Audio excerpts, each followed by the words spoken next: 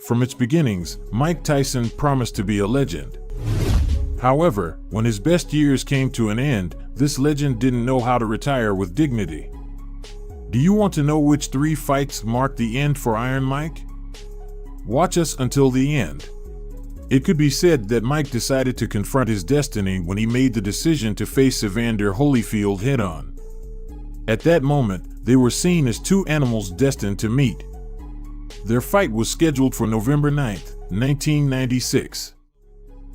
On the other hand, Evander Holyfield had established himself as one of the most important and respected cruiserweight fighters in the world.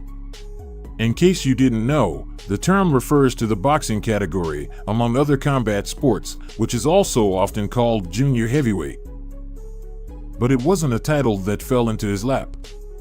Before facing Tyson, Holyfield had already defended his name against formidable fighters like George Foreman and Larry Holmes.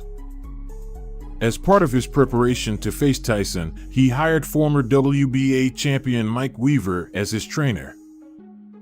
Meanwhile, Mike Tyson was not in the best moment of his career.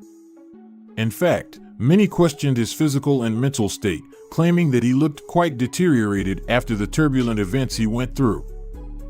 At the start of the fight, we could see Iron Mike throwing powerful punches, just like we were used to seeing from him.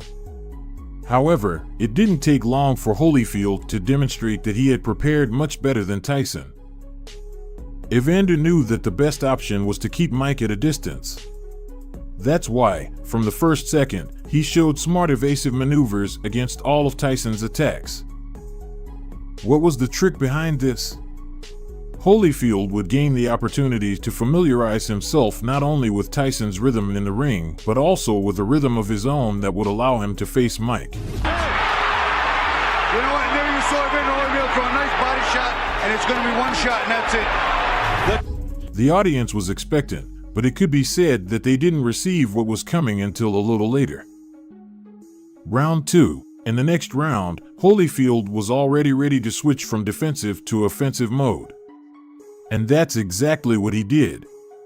Many would say that the change was as drastic as it was unexpected. But the spectators weren't the only ones surprised.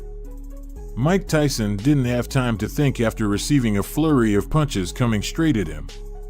He also took a powerful blow with the left hand that made his world wobble at that moment. That's the time that he hits him. That's a straight shot. That's landed very well. That missed there. The point is that Tyson is on the defensive. The audience was going wild, but perhaps the craziest thing was happening in the ring. We saw Iron Mike being pressured by another boxer, something that many were not used to. Holyfield's complex movements were worthy of admiration. It could be asserted that, before acting, he had planned in his mind because, since he decided to attack, he was the one controlling the rhythm of the fight. Looking to counter up your miss. We'll see what happens here. Round 4. Is it time? Mike's got to find a way to rip the uppercut to the middle from on the inside. He's not getting to Evander cleanly. Round 3. The third round began, and no one could believe what they saw. Everyone was left speechless because Holyfield managed to connect a right punch that knocked Iron Mike down. Field champion, like the overachieving warrior that he is. Oh, down goes Tyson! This event was not something that would go unnoticed, as it was only the second time in Mike Tyson's entire career that he tasted the canvas. The arena was almost brought down by the excitement of the crowd. But for those who really like to analyze every detail of the fights, they had already understood the message. What had just happened was enough for many to know who would be victorious that night.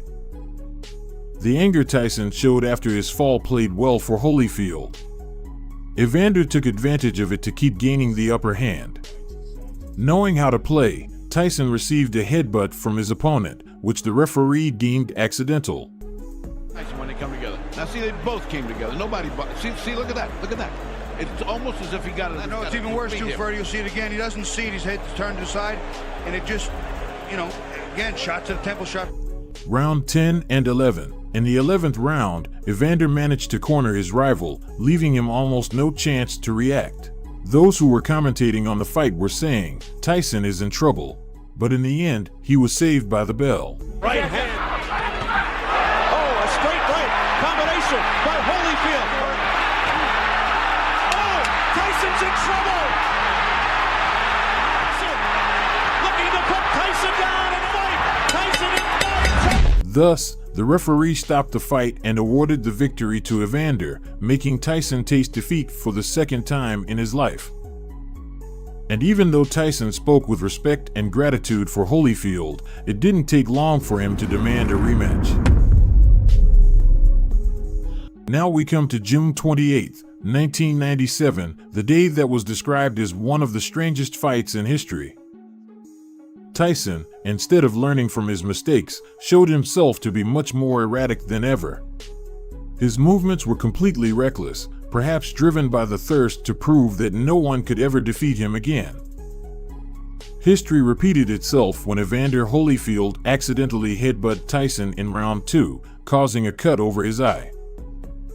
At the start of round 3, Tyson initially refused to wear his mouthguard. And just 40 seconds before the end of the round, Tyson decided to bite Evander Holyfield's ear, tearing off a piece of cartilage. Keep your eye on Mike. See, Mike has just, see, look at him. You can see it. You can see it. There it is. I can't. Well, and he certainly, that hurts like hell, but he certainly had a big bite.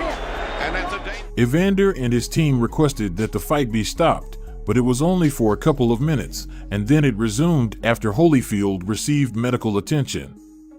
However, Tyson remained at a disadvantage. Not content with just one bite, Tyson bit his opponent's ear again, causing chaos in the ring.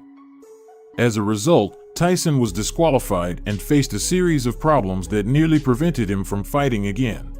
After winning a couple of fights, in an attempt to refuse to put an end to his career on July 8, 2002. This is possibly one of the most important encounters in Tyson's career, as he was rebuilding himself while more and more sponsors were abandoning him. On the other hand, Lewis was acclaimed as one of the best heavyweights in the world. His punching power was equivalent to that of Iron Mike himself, leading many to boast that Tyson would be nothing more than a punching bag. At the beginning, Tyson tried to gain an advantage with his savagery. He threw a series of rapid and powerful punches, but his rival didn't fall for his trap. Throughout the round, Lewis managed to keep his distance.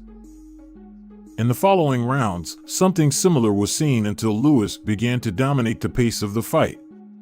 With his jab, he managed to counter Tyson, which made Tyson frustrated. Lewis connected a right hook to Tyson's jaw, putting him on the canvas. And although he managed to get up, it was not before the referee finished the count. Trying to finish. Highly motivated to come into this fight, hoping that this fight would Got hot. No, you can't take that from him. Big right hand from Lewis. Lennox. These were 3 fights that managed to end Tyson's career in seconds. Even though he refused to let go of his years of glory, he couldn't recover from being defeated. What do you think caused Tyson's downfall? Bad habits? Let us know in the comments.